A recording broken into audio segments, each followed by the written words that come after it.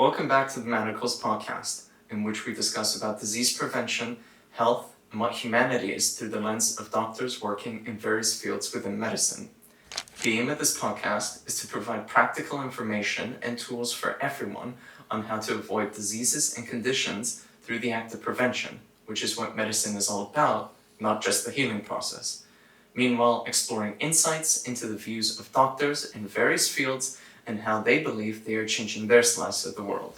We are grateful to have with us Dr. Dimitrios Goulis, who is an OB-GYN/fertility expert and is also the very first doctor to be on our podcast. We'll be discussing infertility treatment between couples, the most common causes of infertility, and prevention.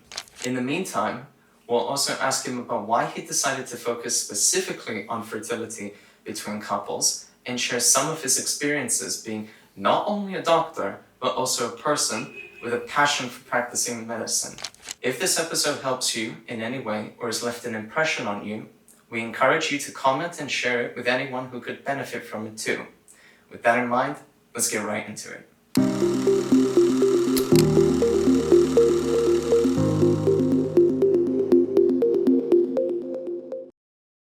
Thank you for coming on the show with us.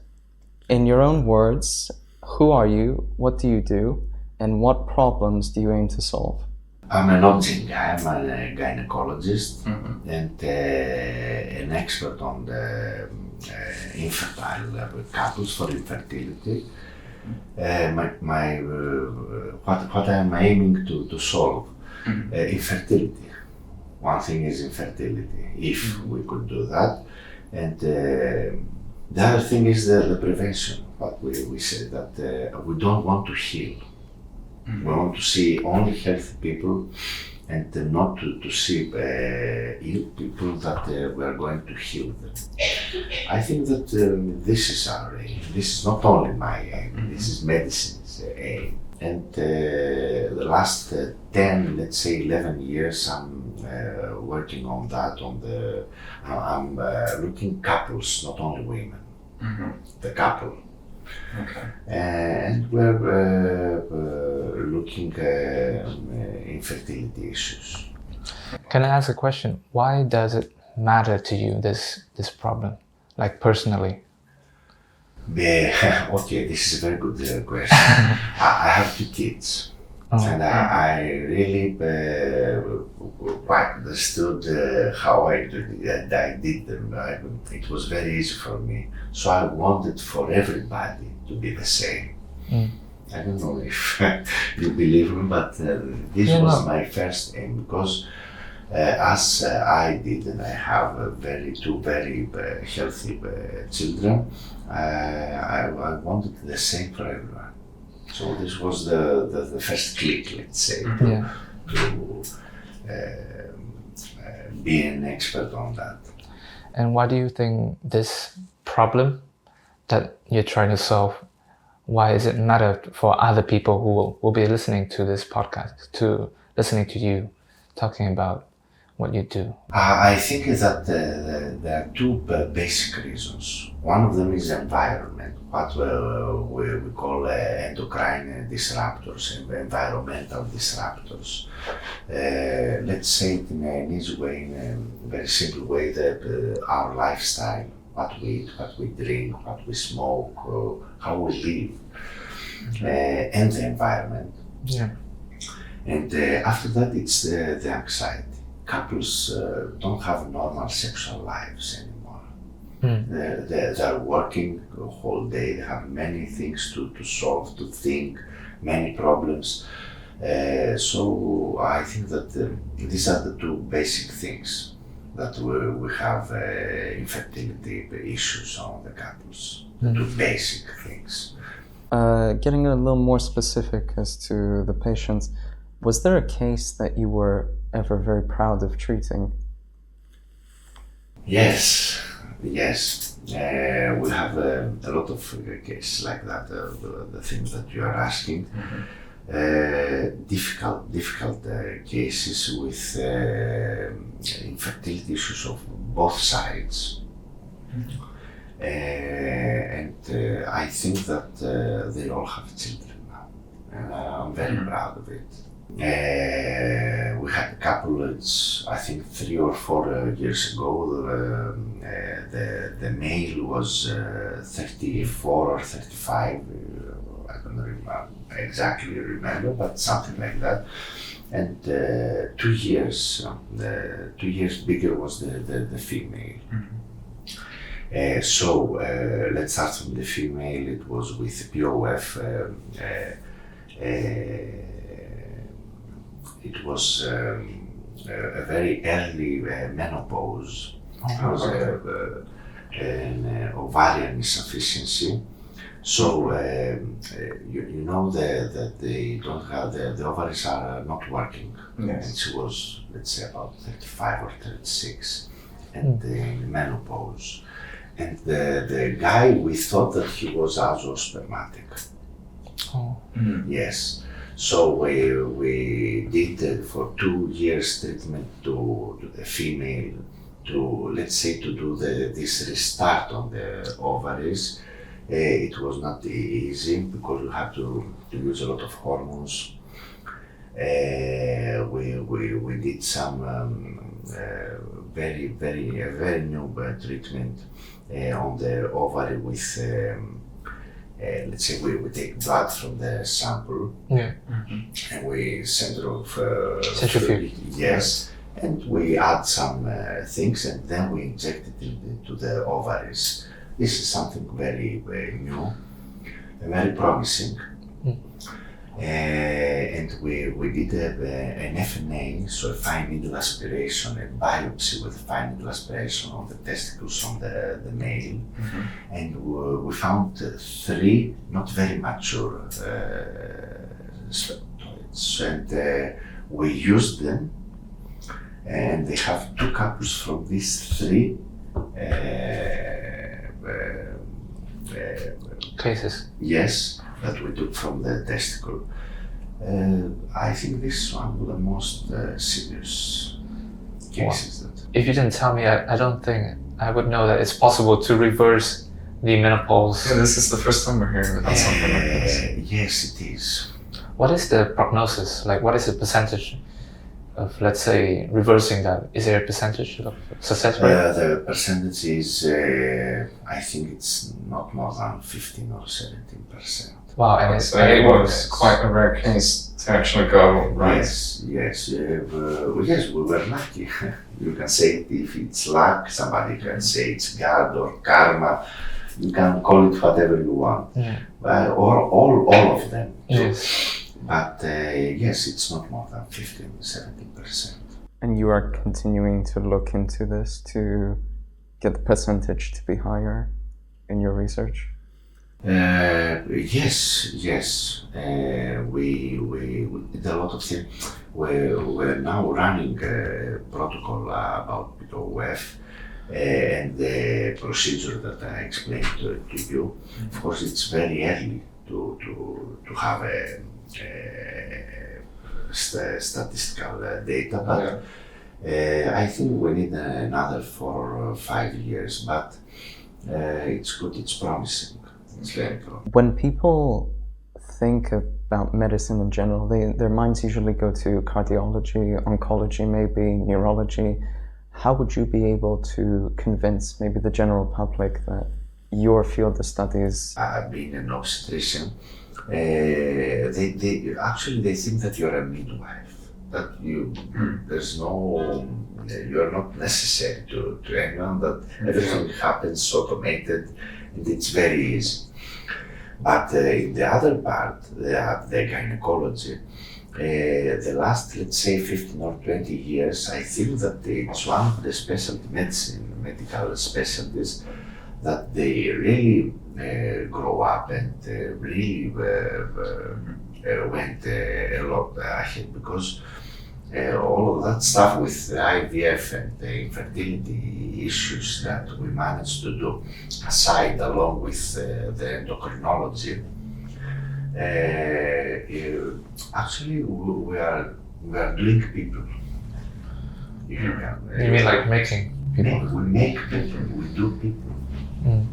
Yes. It's actually, I think your specialty, in my opinion, as a let's say, very important role in how the world will look like in very far future. Yes. My reason is because we all know that the population now is aging. Yes, And it is. and people are not really willing to have kids anymore. Yes. Even myself, Yes. I always tell myself that I don't really want to have kids. Why? Maybe I haven't really formed an opinion, but up until now, my reason is because I don't see myself raising another version of myself. You will not raise another version of her. You will raise the next generation, a better image of yourself. Exactly. That's what I thought. Like that is how it's supposed to work. But I have a fear of, let's say, being failure in raising my own kids, because it's kind of like a bit of like my family background as well. So my mom and dad divorced, and now I'm with my mom. But like my dad is a good dad, but I've always been told from my mom that he's not, and that's what I fear the most. Is like, if I have my own kids, I'm afraid that I will be like my dad when I raise the kids. So that's You will not be your parents. You will be the parents. So you can take advantage of what you saw in your whole life and turn it to something positive. Even the bad moments and the good moments, that's experience. Gain all the experience and turn it to something really good, really positive to your kids. It's challenging. yeah. It's not easy. It's not easy because you are not a parent. You are getting a parent as you pass your life. Actually, they don't come with manuals, kids, so that you can look at the manual and fix things. Okay. But this is very challenging, and I think that this keeps you alive. This gives you a lot of motivation. Yeah. A lot of motivation. I was told that too, actually, Yes. by many people. They say that many of like mothers in Vietnam, I've heard that my kids are the only reason I live. They say that all the time Yes. to me. Okay, let's say that is one of the basic, not the only one, because you have. It was exaggerated, of course, I think. Yes, but it's one of the basic things. Yes. Okay, anyway, since we're talking about medical, from your everyday practice, like you told me, you see that the most common problem is the couple, they don't have sex as usual anymore. Yes. Can you tell me a bit more about it? Like, how is it possible? It's not just having sex. It's having sex to having sex only. It's easy, but having kids, it's not easy because they are two different things. But first of all, I can tell you that as we see the data every year, the sexual lives of all the people, I don't say about Europe or Asia or for the whole world, they're having less sex. They're having the less sex, or if they have sex, they don't intend to do children. Yeah, This is an infertility issue too. Really? Yes. Because if I want to have only protected sex or to use any contraceptive method, it is an fertility issue. What is the most common problem you see? I think Aside from that. first of all, let's say that if we say that these are male and female factors, I think that taking data from the whole world, I think that it's 55% to male factors and 45% to female factors. Okay. But 20 years ago, it was totally The other way around. Yes. Yes. We think that the lifestyle and all the environmental issues affect much more males than females.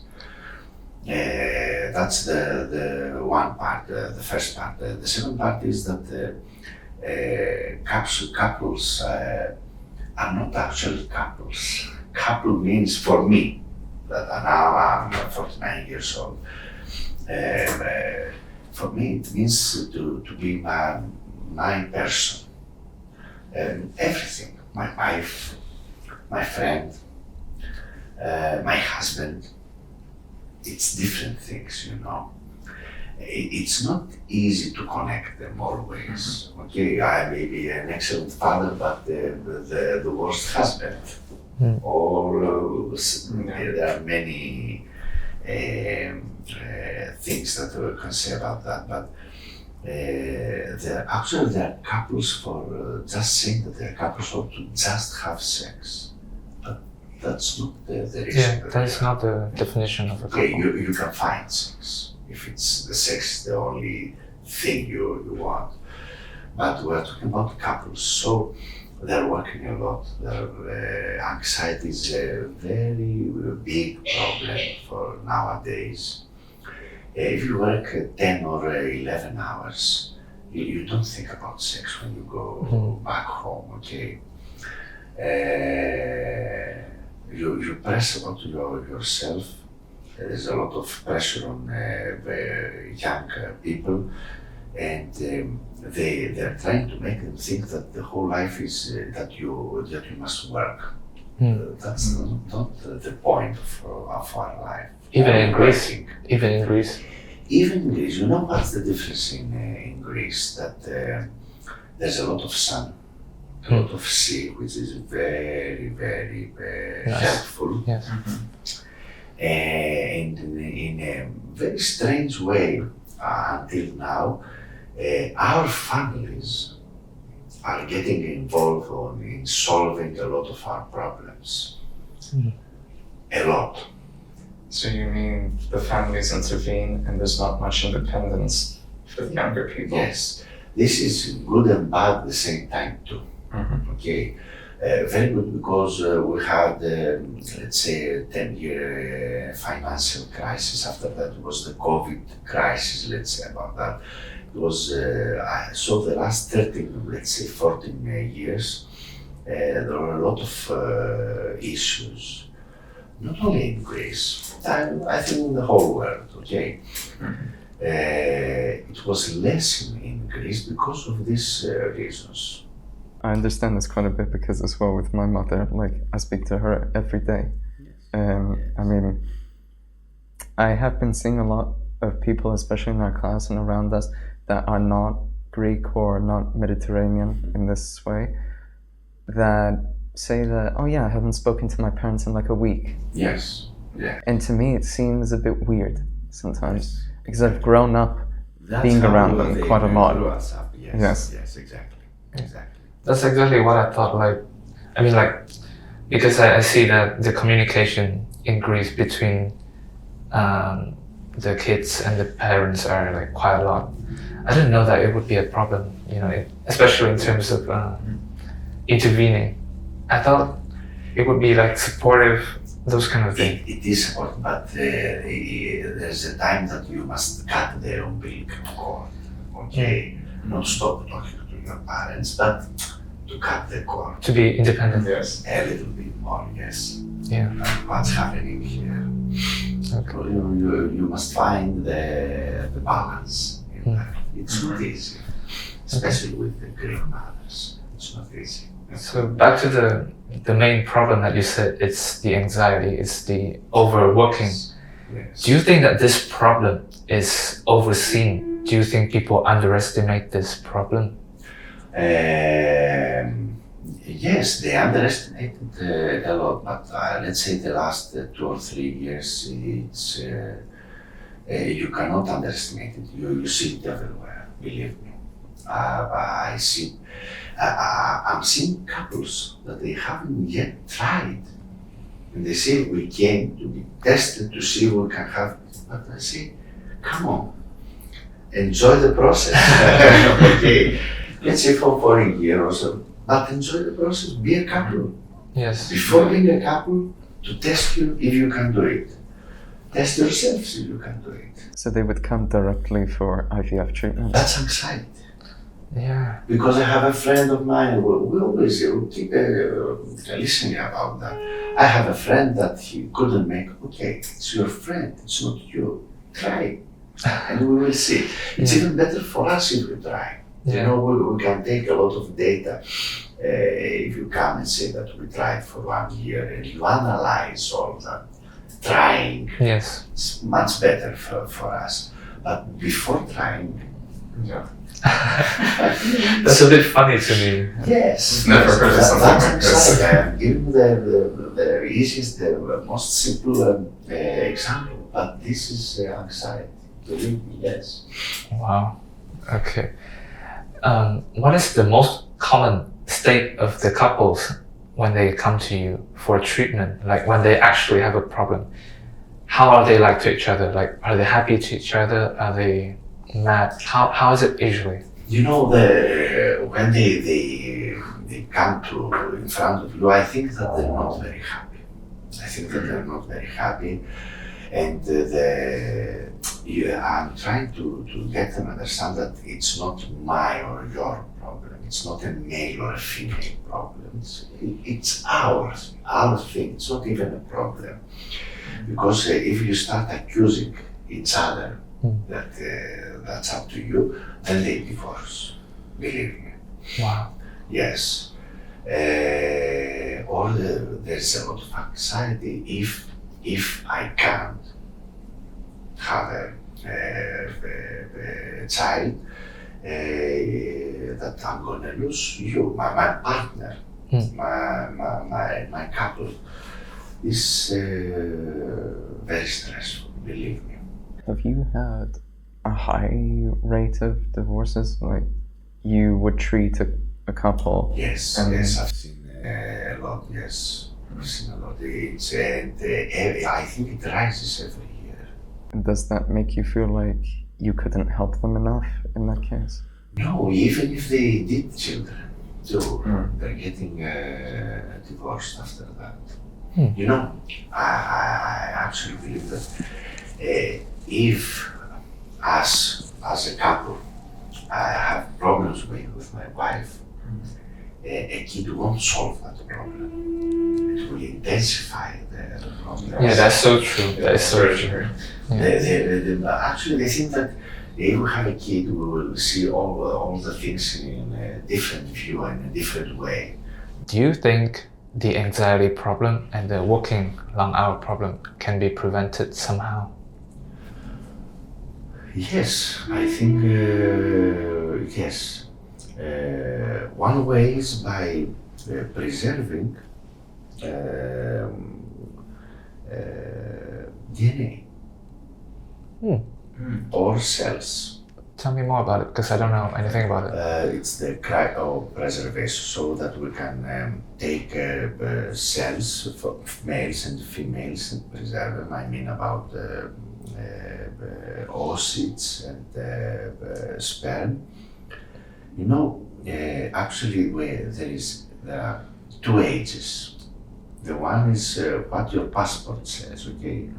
The other one is the biological age. Our problem is the biological age always. In order not to be stressful about that, I'm getting old and I can't have children, it's very easy nowadays for both in the couple to preserve, let's say, sperm and oocytes. It's a very easy procedure.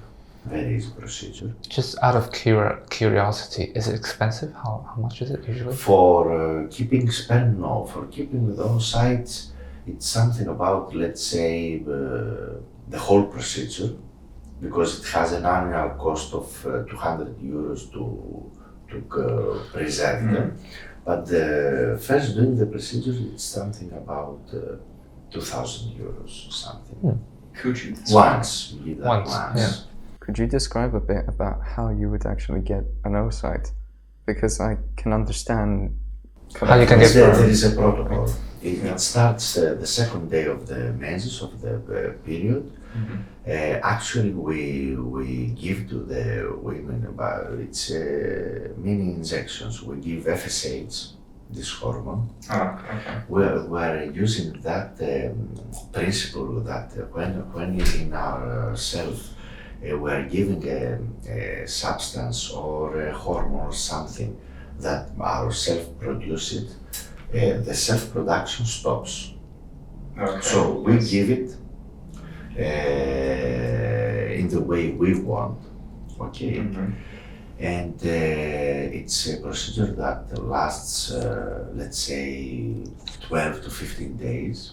We have some ultrasound done to see how the ovary reacts, because it's not something fixed. Let's say that for me it would have been 200 units, and for you it would have been 400 units, okay, daily. So we see with the ultrasound, we check how the ovary is reacting to that. And you give 2 blood samples to see the quality of the oocytes. And when the oocytes are, we measure at the ultrasound the number and the width of the oocytes, the size, let's say. And when all of them are about 2 centimeters, or if you prefer 20 millimeters, we arrange to do them, to take this oocyte, which is a very simple procedure with ultrasound again, and with a very fine needle. We give them to the laboratory to check them, and all these oocytes that they are in perfect condition, absolutely perfect. What the biologists say, it's AA, 2A. Yes, because it's not doing a cake, it's about doing a child, okay? So they must be perfect. Everything on this oocyte. We cryopreserve them. Wow. This is the whole procedure. It's very easy. It's not painful, it's not stressful. It's easy. And you said for the male side, it's more expensive. For the male, it's not expensive at all. It's let's say something about 200 euros the whole per year. Procedure. No, the whole procedure. And after that, it's about 20 or 30 euros annually. Oh wow. Okay, that's much cheaper. It's easier to also get out. Yes. Okay. Anyway, so how many years have you been doing OB-GYN? Just 15, 14 now, it's the 15. Wow. And what do you like the most about your job? The love you get. Like after people, yes, the love you get, and it's not that you are a god or you feel like God, but you say that I helped a little bit in doing a new life, or bringing this new life to this world. It's a kind of magic. Wow. And you can't say that I got bored of it. I've done more than 7,000 births. Wow. Yes, and it's always like the first, believe me. Yes. Out of curiosity, when did you decide that you were going to get into this field of medicine? Excellent question. I was forced, I say it in a good way, I was forced to see my brother. Giving birth? Yes. I was 7 years old. My uncle was a gynecologist, and I knew that we were in the clinic and expect my mother to give birth to my brother, but he comes out suddenly and says, "Please come with me for a second, I want to tell you something, a secret." I was 7 years old. I said, "Okay," I gave him my hand and we're working together. And actually I was seated in front of a woman, I couldn't see the face, and I saw my brother being birthed, how can I say? Yes. And after that I understood, that was the test. He got the baby, he gave it to me. You say, oh, you kept it for 1 minute, you didn't drop it down. So I'm gonna give you a hug and I'm gonna make you an option guy. I was so stressed. I think I couldn't sleep for a week or something. You were 7 years old and somebody said that you're gonna, that you're gonna do this. Yes. This was the first time that I realized that I kinda liked that thing. And from I always wanted to be a doctor, but I think that, let's say from the 15 or 16 years old when I said that I will be an obscene guy. And working in your field, have you ever had a case where it changed your approach to practicing? Yes, change your approach or change you as a person, as a medical doctor? Yes, in many ways. Mm-hmm. Actually, one way is that you did a lot of good things to a person and he disappeared. He never say thank you.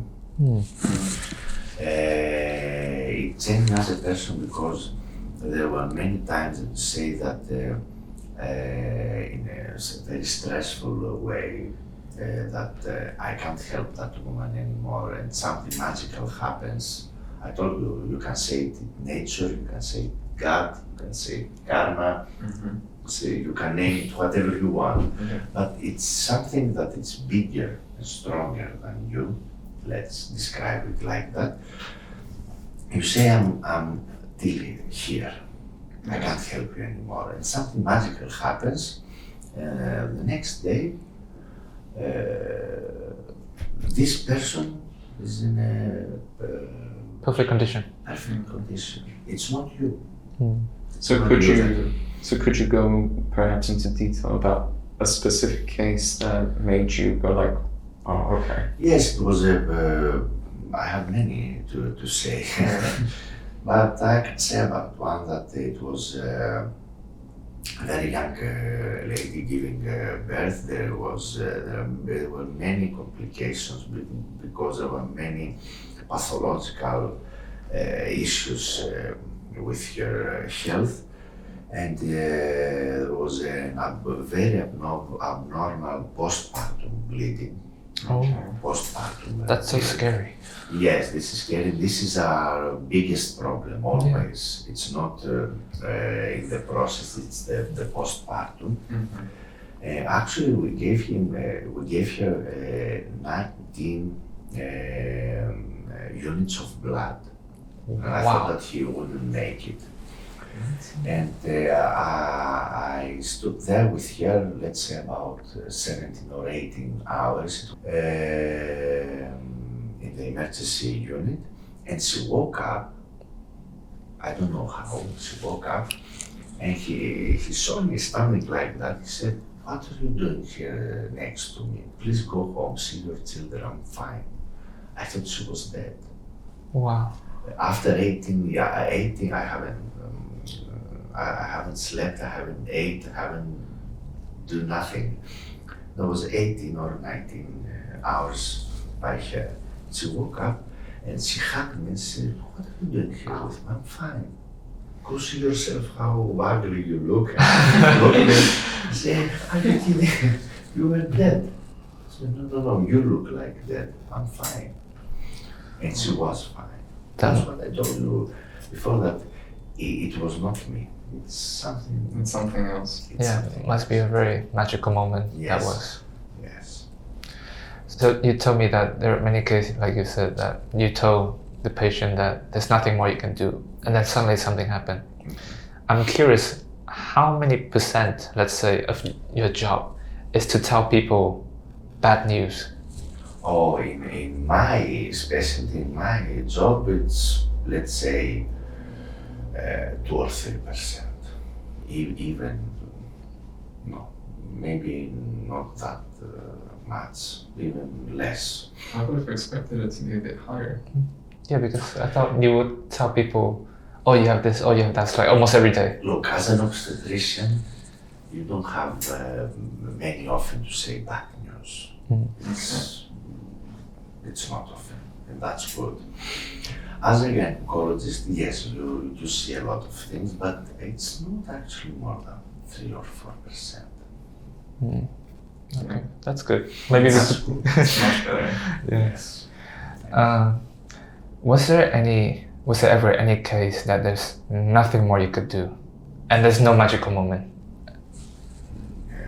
In my career, in this life, not for me. So there was always something you could do. Yes, someone, not only me, someone. Wow. Yes. Okay. I didn't have until now such a case. Yes. Okay, that's cool. That's actually very good. That's very good. Anyway, so to finish this podcast, we have a closing tradition. Since you are like the first doctor, you're not going to be answering to something, but since you're the first doctor, our closing tradition is that we want to ask you to give us some kind of like challenge, not exactly challenge, but a problem or a opportunity that you see in your field that you would like us to, let's say, see more into it, or you just see potential, or you see big problem that we will also talk about with the next doctor, and we would like you to write it down here. Yeah, like something that you could think of.